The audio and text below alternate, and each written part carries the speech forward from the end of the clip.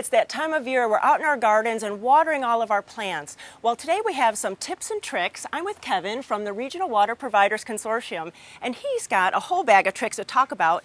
But Kevin, really, what is the main thing about water conservation, about saving water and saving money? A lot of people are under the wrong impression that it's going to require you to spend a whole bunch of money to do this, and it really doesn't. There's some little things, some little tricks that you can do that is going to give you a big return on your water investment. One of the biggest things is monitoring that water, knowing how much water you're putting down, when it's required, when it's not required. And one of the easiest things to do to find out if you need to water or not is a simple little soil moisture probe, just like this. That makes sense. This little thing right here is, a lot of people use them strictly for their potted plants. They'll poke them in and it'll tell you whether it's wet or not, but you can use them in the landscape as well. The difference is because the soil is much more compact that you have to use something else to kind of get them in so that you don't break the thing. So if you want, I can show you how to do this. That sounds great. Yeah, why don't we go right over here to this plant? A lot of people will come out with the probe and they'll say, okay, I'm going to see if I've watered or not, and they're going to stick it in here. Well, if you think about a plant, the root system of that plant is near the canopy or outside the canopy a little bit.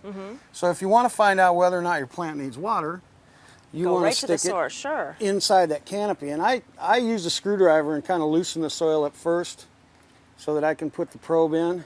And then what you do is you read that thing, and it's saying that we are dry here. Ah, so this homeowner has to water today when we leave, and she can get right to that, and she knows that that plant needs water. Needs to have a little water.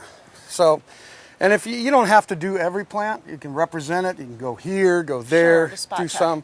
And a really good idea is to find plants that are perhaps a little more sensitive. I always tell people to water to the majority of your plants. Right. So if we look around this garden here, the majority of our plants are fairly drought tolerant.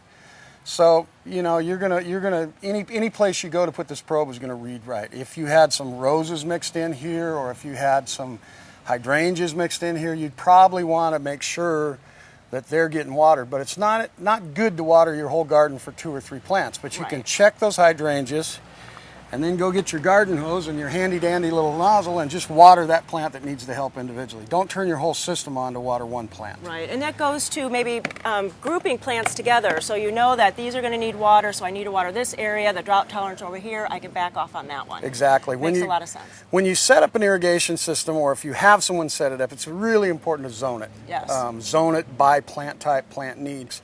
I like these to have. These are great. These are great. This is a way to tell whether or not your system is watering. If you look at this, it's done in inches. These come from the consortium, and you can figure out how many inches you're actually watering. Same thing as a tuna can, same thing as a catch can. The beauty of these things is they stick in the ground, and you can set 2 or 3 of these up in a zone, fire up the zone, turn it on, get out your watch, wait 10 minutes, read how much water fall in, read all 3 of them, average it across, and that'll give you an indication of how much water you've put down. So Kevin, now we know how much is going on the ground, but how about the time frame? How do we do that? Well, if we look back at our cup, it tells us in 10 minutes so much water fell down. Now we have to decide how long we need it to go, and how do we control that? Well, one example is on an automatic system. You'll have a controller like this house does that you can actually set the minutes up. Right, right.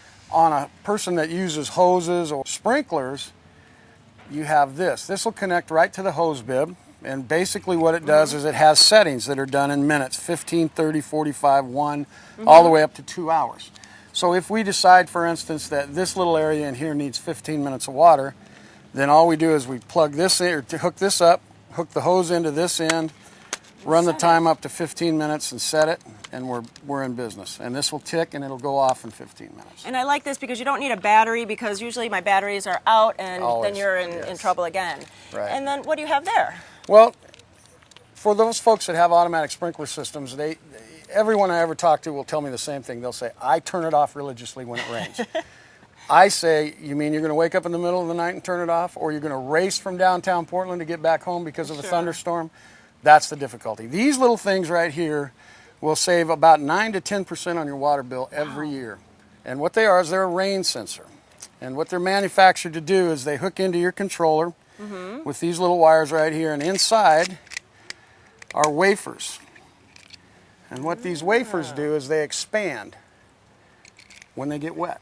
So when enough water falls and they expand enough, I don't know if you're going to hear this or not, but you're going to hear a click. Oh, and it shuts off the timer. And it shuts the timer off. It prevents Wow. the timer from working. Then when they dry out, however long that is, it Goes opens back up. Wow. So it's a real beneficial little gadget to throw in your irrigation system, and they don't cost a lot of money. Well, you know, there is so many tips, and if you need to have any more information, go to gardentime.tv and we'll click you over to their website to see everything that we just talked about today. Kevin, just thank you so much for all this information. You're We're going to welcome. save lots of money and water this summer. Well, you're very welcome, and I hope everybody takes at least one or two of these and does them. You don't need everything. Just start small, it'll get there.